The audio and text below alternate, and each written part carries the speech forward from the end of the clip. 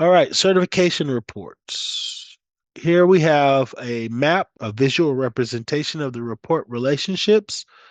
All the reports that you have to certify, all the aggregate counts are in teal, sea green, blue, green, whatever color this is, and all the red, reddish orange, whatever color that is, sienna, I think that's a color, right? I don't know.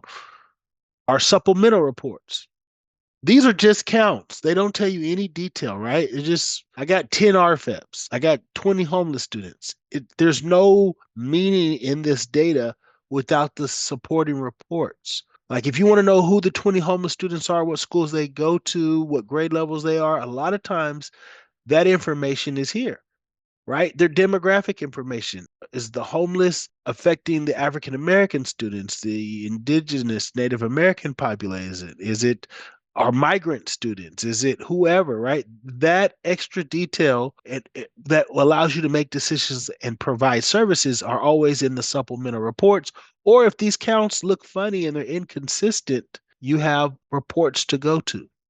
Normally, if Marshall looks funny, I just ball up my fist and threaten him, tell him to fix his face. Don't question me in public.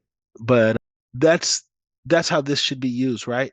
This will help you if you have report 1.22 and the graduates and completers count looks off, you refer to 1.23, right? You get a list of the students, you look at the schools, the grade levels, and identify where the discrepancy is coming from. And the user manual report mapping guides will help you do that. We'll probably refer to those here shortly. Fancy, Kyron. All right, so this is report 1.21 cumulative enrollment count. This report is the basis for all the rates, right? Kyron went over all the rates that we provide or the CDE will provide. And, it's just important that you understand there's an adjusted cumulative enrollment, and the adjusted cumulative enrollment differs from the regular cumulative enrollment because it's based on your start date. So the adjusted cumulative enrollment could be a little bit different, in particular for schools that have 12th graders. And it really depends on if all your students are exited before June 30th or not, right? So if you have a 12th grader that's in summer school, sometimes districts exit the students, then report the student again if they graduate, right? They'll do a single day enrollment and report it. Some districts leave the student open and will exit them on the day that they do graduate, if they graduate. And so there's a little bit of variation between students that start and begin in the academic year or students that have records at any time during the academic year. And that's why we have this filter. Report 1.22 is your graduate and completer count, your 1 year graduate and completer counts. This is useful for your identifying DAS counts. Also, your 5th year seniors or students that graduate early. So this can be a little bit different than your cohort counts for a particular year because there's no relation to their initial ninth grade year of enrollment. This particular report just cares if you graduate or complete. It doesn't matter if you do it within a 4-year window. And so this is your 1.22 graduate and completer count. The supporting report for 1.22 is 1.23. And you could just see the same information, but there's differences. Like there's enrollment start dates, exit date, the exit reason that identify them as a graduate or completer, demographic information, right? And so this is how you identify what student populations are succeeding, if there's other factors that are affecting the difference between graduates, completers, dropouts, whatnot. Report 2.16, English language acquisition status, ELs reclassified. This is your RFEP report. You can see it just tells you the school and how many students were reclassified in that academic year. And here's the supporting report. This is much more detailed. It tells you the student's primary language, the date they RFEP, the enrollment start date, the primary language and the grade level. It's very useful, more informational. So you always want to refer to the supplemental reports, in particular if you're doing any investigation or verification of counts.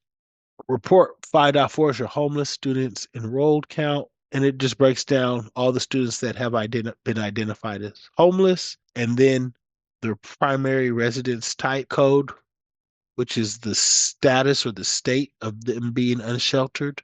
Right. And so when you're looking at your reports, and you would talk about analytical mindfulness, looking at them for reasonability and completeness, the question you ask yourself, will the homeless reports have the same students as were represented in Fall 1, in particular report 1.18? And if so, why? And if so, if no, why not? Right. For most school districts, your end of year report probably would have more homeless students than your fall one report, right? Students become homeless throughout the year. Are you surveying the students and collecting the data? Do you have a procedure other than your back to school or your enrollment file or enrollment surveys to collect the data? Are your counselors and teachers identifying homeless students and reporting them? And you need it for accountability.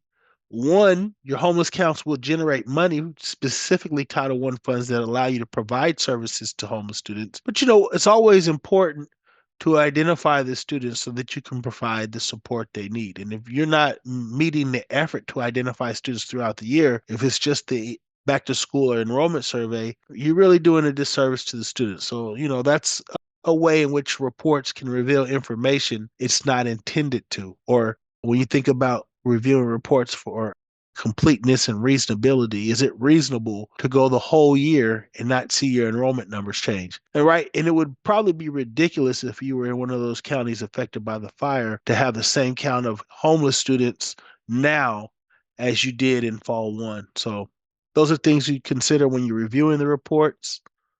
Moving along, these are your incident reports, right? Report 7.10, incident count. It's a count of how many different incidents you have. So there was a question in the chat earlier, and it's up to you, right? The description and the scenario that was used, I think they were reporting it correctly. But a lot of times you put kids on behavioral contracts. They violate the behavioral contract. And the question is the violation of the behavioral contract an incident or should it be added to the incident? We do not have specific guidance. I think it would depend. In the scenario that was described in the chat, the violation of the behavioral contact was not a suspendable incident. So I think not adding the second incident is fine. But if Marshall's on a behavioral contract for fighting Slyman and then he bullies me, I think that incident should be reported, right? It's separate. I'm involved. Maybe I punch Marshall. So now we have two people in an incident. I can't be added to the previous incident, right? And so when you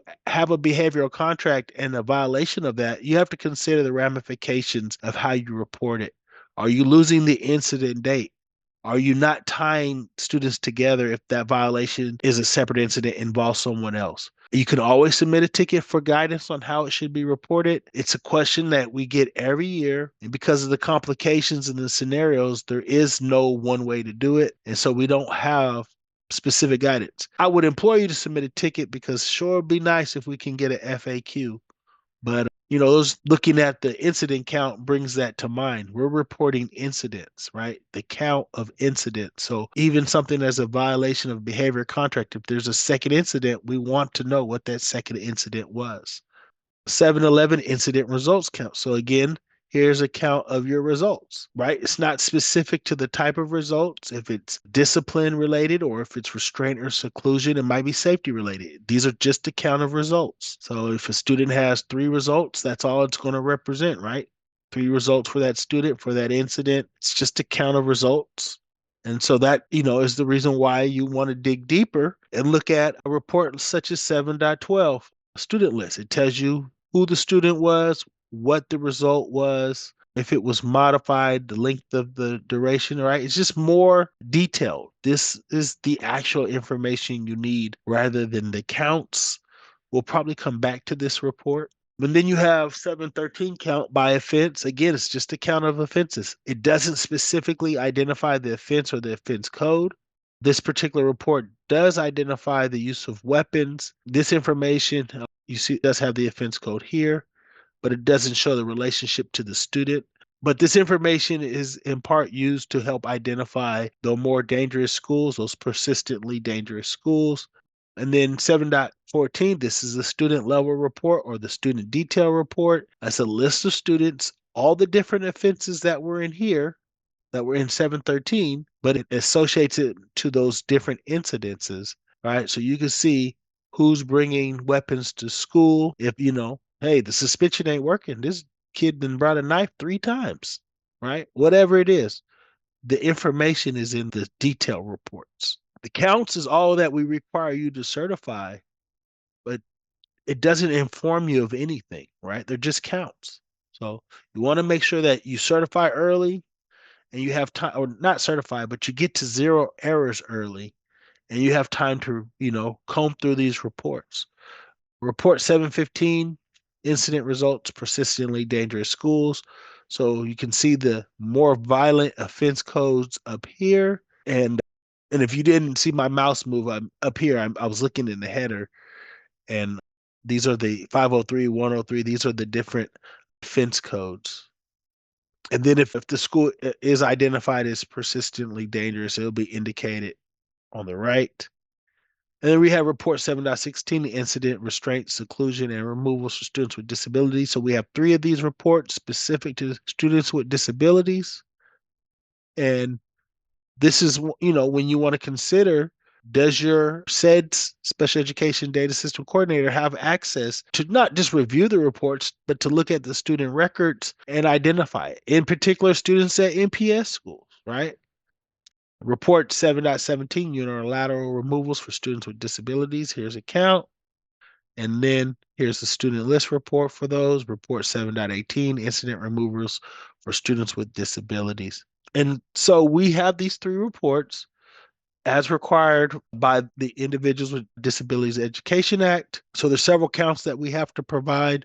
Count of students with disabilities removed to an interim alternative educational setting. Count of students with disabilities unilaterally removed by school personnel who is not the IEP team. Count of students with disabilities suspended or expelled and the duration of this disciplinary action. The unduplicated count of students with disabilities subject to any kind of disciplinary removal. And the total number of times students with disabilities were subject to any kind of disciplinary removal. We did not identify this, and perhaps we will next week, but the disproportionality counts for discipline come from end of year 3 data. So these 3 reports will help identify a disproportionality in terms of discipline for your students with disabilities, right?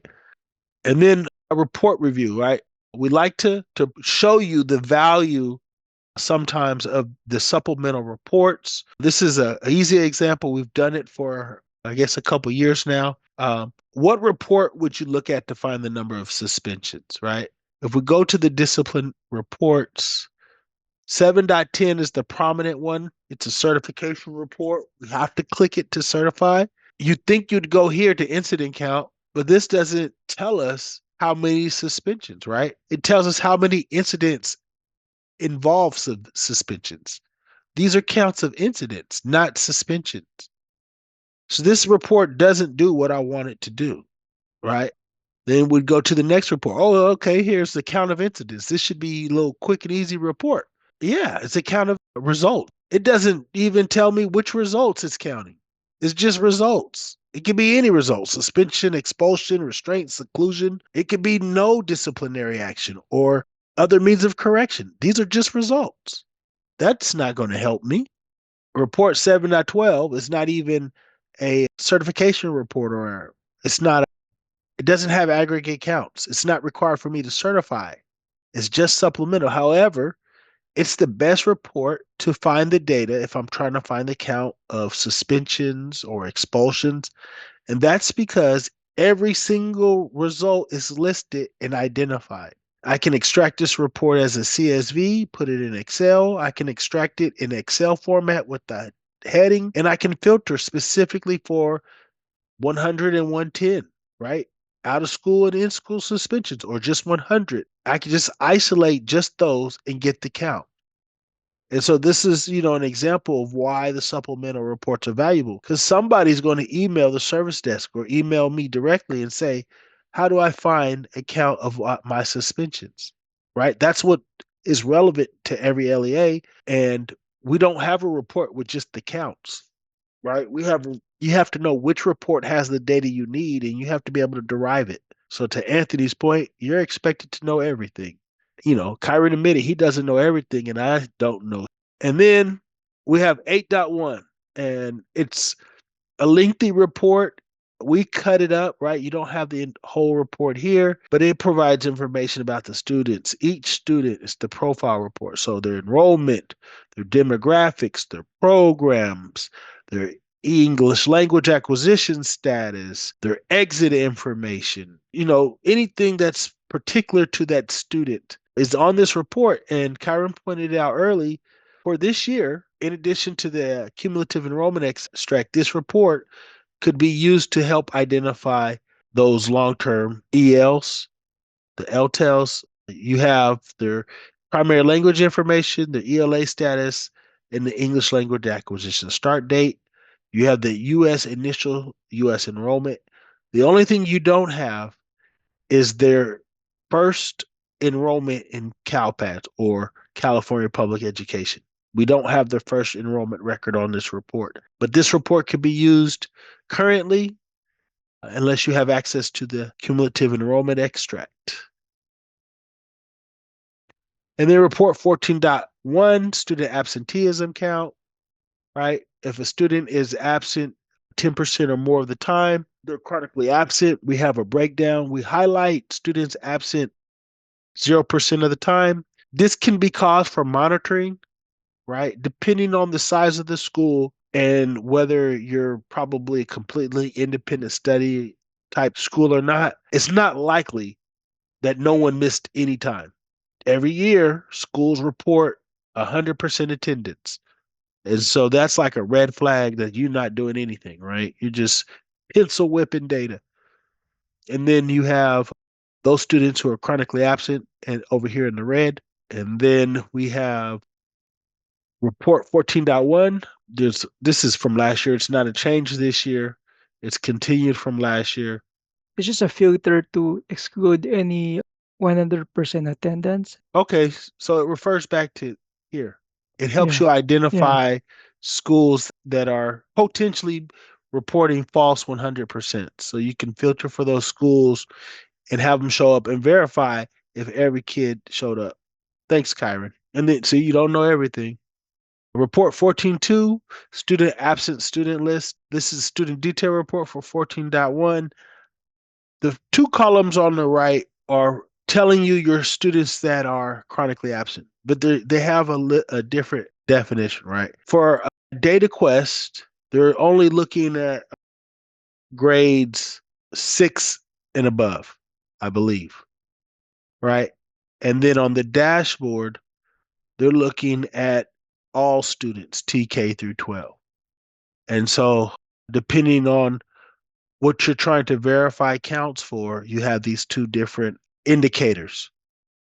And then you have your list of different days, and then the days absent, C, E, F plus G, right? So if you want to know what this is, right, this is from anytime you see these red numbers in report logic, it comes from the user manual. There was a question earlier about independent study days and do they count as absences? So you can go to the CalPADS user manual, reports. It's also accessible from the home screen. You just go to the report mapping guides here. And then I want snapshot ODS reports. I saw the link. Okay, I guess I'll go here. Right, snapshot ODS reports. And then I'm gonna select end of year 3. And then you can look at 14.1 or 14.2. I want 14.2. And Kyron did a good job of modeling this just like CalPADS. So here it is, right? It tells you a description of the report, tells you the qualifying data, the conditions the student needs to meet to be included on the report. Here's a picture of the report, right? It's the same one we used in training. And then these red numbers in the image correspond with these table numbers. And so when you come down here, we're looking at column 22 and 23. So I'm going to scroll down to columns 22 and 23. And so those days absence, C plus E plus F plus G, right? or 15, 17, 18, and 19. So 15 is ADA generating independent study days. 17 is days absent out of school suspension. 18 is days in attendance in school suspension. 19 is days absent in person.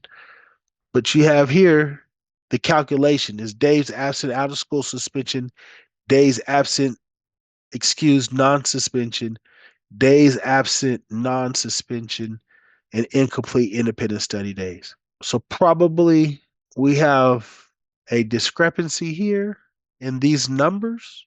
It was added to add value, but the days that make a student absent are listed here. These are the different buckets. And so you can see incomplete independent study days does factor into the absences for a student and could impact their student being identified as chronically absent. And so that's how you would use the mapping guides, right? You can identify the calculated fields, and then the opposite should be here. The difference between 22 and 23 is these are the individual days, count of days, and this is the percentage of days. So we just had a denominator of 100 and created a percentage, right? And so just to recap how important end of year 3 data is, it's used for Data Quest, the California School Dashboard, IDEA, ESSA, McKinney-Vento, because RFEPs, the Office of Civil Rights, and monitoring our EL students to make sure they're progressing, right? You have your RFEPs and your LTELs. It's hard to think that this data doesn't impact any aspect of accountability, right? Your graduates and completer counts. And so these two slides are just for reference. We're short on time, right? We're almost out of time. So I'll just skip them. They just tell you how the dashboard counts are calculated for the You have rates. completed this module. Please continue to the next video. Thank you.